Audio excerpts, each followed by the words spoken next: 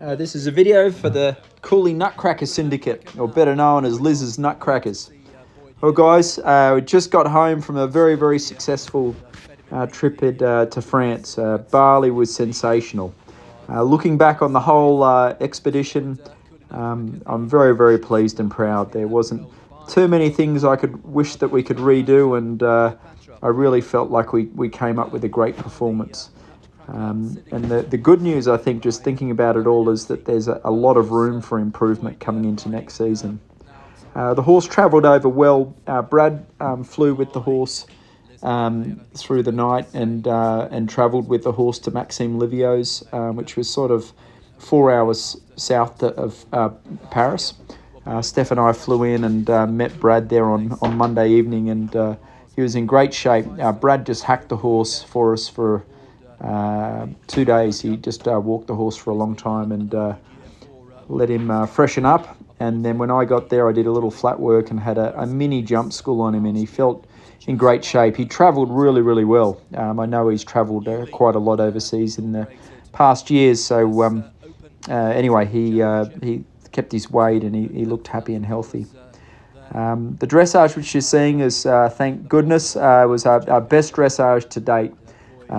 I think we got a 29 at Stable View, but this 5-star test is by far the hardest of the 5-star tests. The 5-star test that we did the week before at Maryland was twice as easy. So deep down, I was a little bit nervous because I know the dressage has been a work in progress for Barley and me this year, and the comforting thing for me was knowing that it's definitely in there. Just obviously, I spent hours and hours and hours reviewing Liz's tests, especially for the last 2 years, and I had to change my riding a little bit, and I got to give Silver credit as well. She really helped me along with this horse all year.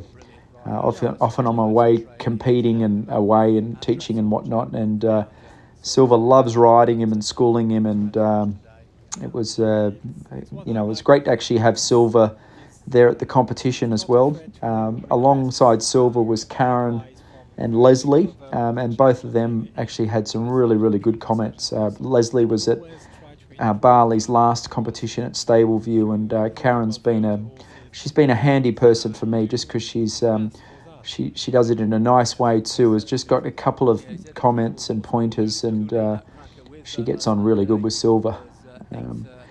So the trot work was all phenomenal. You can sort of see the live scores there. I think we were in the 26s or something, and 27s and stuff. And like the canter transition there was a little bit hesitant. And then we got all the flying changes. There was a little bit of discrepancy on this flying change coming up now. It was as soon as I did it, I thought, "You beauty, what a ripper!" And then one of the judges dinged it. I don't know why, because it was a good change. Still, the flying changes still need to be more consolidated. I think now that I've got a bit of confidence and understanding of how to ride them, we're off to the races. Coming into next year, I sort of have a little bit more self-belief on how to ask him to do the flying changes, and I think Barley's sort of accepting a bit more of how I ride and stuff like that. So all in all, it was a good dressage test. We finished on a 29.9, which was 10th place, which, to be honest, I think there was 60 horses in the freaking thing. And to be in the top 10 amongst horses, like Ballamore Class and Brookfield Quality was, it was the best I could have hoped for. The good news is I think that there's another couple, there's a bunch more improvement to come next year when we gear him up for another 5-star. And he's a different ride to me. He's a sensitive horse, but the biggest piece of learning I got was that you've really got to get in the ring and ride him. I'm used to some sort of hot, sensitive horses, and if you sit too quiet on Bally, he just coasts along. And really, I feel like every stride I've got to show him off, and I'm sort of really looking forward to next year, because I feel like this event at Poe's been a bit of a breakthrough moment for me, and and I've now wrapped my head around of how to train him and prepare him for the competition. And anyway, he was a good boy, and to finish in 10th below 30 was good. It was a huge reward. The cross-country course, I'm glad Peter Wild came along. Peter's sort of, now Eric's in California, Peter's sort of helped me a lot at the competitions in the cross-country course walking, and then more importantly, having eyes on the ground, watching to see how the course is riding with the other riders. That's a handy, it's a tricky task where you can't listen to everyone.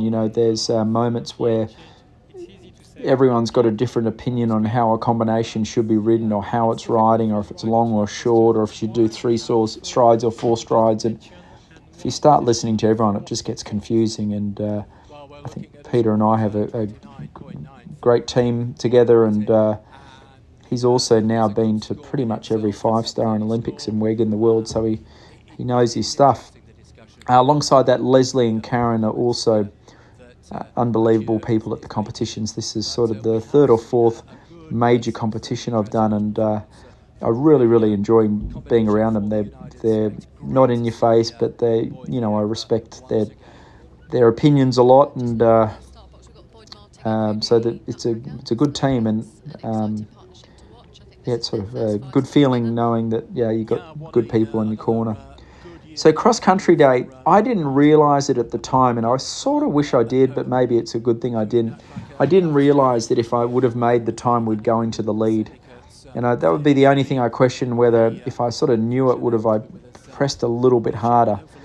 Saying that, I sort of felt like I went as fast as I could without taking ridiculous chances, and looking back on it now, I was probably a little conservative in moments, and especially at the beginning parts of this course, I just slowed him down and steadied him up for one too many strides. Even at that jump there, I saw some of the other riders just fly that, on one less, and all these little things sort of add up. At the end of this round, we were 9 seconds over the time, which over 4 miles and 11 minutes and 4 seconds, 9 seconds is actually pretty achievable to get. And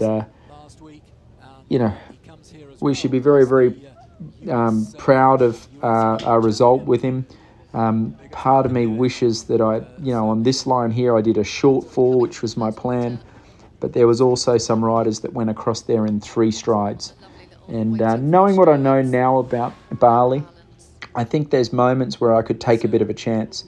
The same thing as at this next water jump, it was either a going 4 or a short 5 from the first hedge to the first duck. And again, I was sort of thinking 4, but I didn't get the right jump at the first element of the water jump. So I ended up going across the water jump on a steady 5 instead of a big 4. So it's a little bit of a timing issue, and it's a little bit of a self-confidence thing.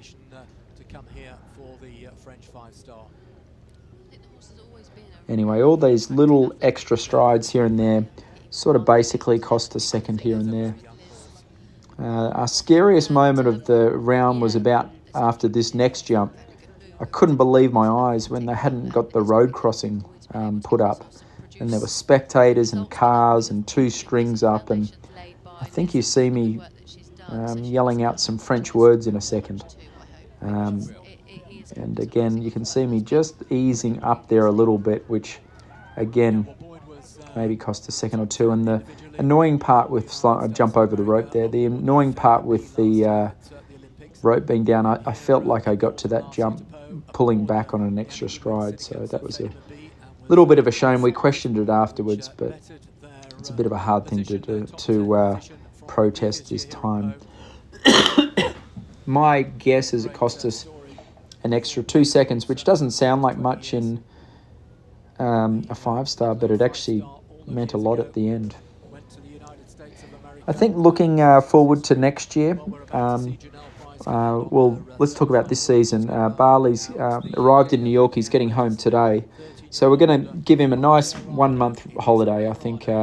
Just give him a bit of time off. He's had a sensational year. He's won a 4-star long and came third in a 5-star long. So it's a heroic effort by Barley, and should be very, very proud of him for those 2 major sort of championship runs. And just talking out loud, you know, my thing with these big time horses is I really only go for broke a couple of times a year. To me, I think Barley could be one of the champion horses of the world, and I think I really need to just push him super duper hard at the 5 stars, and maybe go a little bit quicker at one of the shorts leading up to it. But this technique sort of helped with their longevity and their soundness. Saying that, I had this discussion with Leslie Law, is, there is a little bit of learning in actually going fast at one of the events for me to get the hang of it too. By saying that, watching the video now, I can see myself easily going another 10 or 15 seconds faster. Great thing with Barley, he is a try. I mean, I got into an impossible angle on that line, and he flew over it. The next jump on the course was by far the biggest test of the whole competition. I was very grateful. Oliver Townend came up to me just before I started and told me how long the 3 strides were in the water. He had a mistake there on Ballymore class. He did a sort of a 3.5, and he was very good to me. Actually, he was very kind to say of how hard you had to ride into this fence to get across here on 3, and this was actually our best combination, and it was easily the hardest line on the cross-country course, so it's a lot to be proud of there. About now on the course, I think we had 3 minutes to get home from here. I did feel Barley just tire a bit.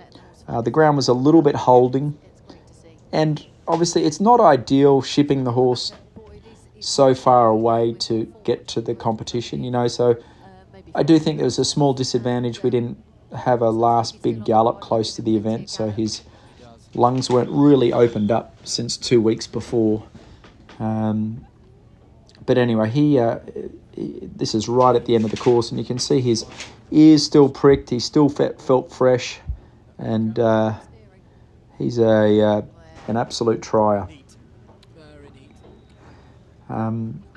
He recovered really, really well after the cross-country. We were shocked. We didn't compete until, I want to say, 4 o'clock in the afternoon, so it gets dark at 6, so luckily Kevin's associate, Ashley Taylor, was there looking after some of the other American horses, so we gave him some fluids, and he trotted up perfect. This is a bit of a hard course on their legs. There's lots of twists and turns, and I think if I look at the results correctly, like 4 horses didn't show jump that finished the cross country. So it is a little bit punishing on their legs, just because it's a bit twisty and turny, especially near the water jumps there. But anyway, great round by Barley. Slightly annoying for me, knowing that if I had my time over again, of knowing how good he did that course, that we could have shaved off a couple of seconds. That's the sport. Very, very grateful that Peter Wild was at the show. Peter, this was one of the hardest show jumping courses I've seen in 5-star eventing. It started off easy, and then it got bigger and bigger and bigger. There were light rails. It was a technical course. And the thing that made it the hardest was that the time was crazy to get around the course under the time allowed. We were 1 second over, so we got 0.4 of a time penalty. The time was 79. We ended up on an 80. Luckily for me, thank goodness, it didn't affect our final placing. He had a bit of a spook at the photographers between fence 1 and 2, and I ended up doing 11 strides instead of 10 from 1 to 2, and that was probably our second. Anyway, Barley jumped fantastic. Clear round. We were in 10th after the cross-country, and to finish on the podium was spectacular. Really enjoyed seeing all you guys at the event. Obviously, huge congratulations to Rob and Joey. A memorable engagement, boys. And to top off the weekend, a great performance by Cooley Nutcracker. I think looking towards next year, it's early days, so I don't want to lock anything in, but I think we should point him towards the Kentucky 5-star. This will give us plenty of time to let him freshen up, rejuvenate, and also give me a bit of time to improve the performance. You know, I think there's a little bit of improvement, definitely in the show jumping and cross country, and then we just got to get this show jumping confirmed, just because he was perfect there, but we need perfect every time. Anyway, guys, thank you for all your support. Really enjoyed riding for you guys this year, and this horse has exceeded my expectations, and the exciting part is the best is still to come. Goodwin Syndicates, Faderman B, this time aboard Cooley Nutcracker, really lays the gauntlet down to everybody else ahead of him in this top 10. 33.9 it is. Wonderful. Magnificent.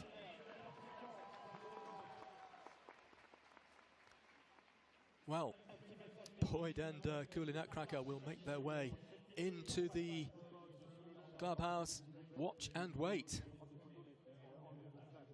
But that was an outstanding round of show jumping. There is no doubt about that. The way they covered the ground, and in terms of the way this horse jumped.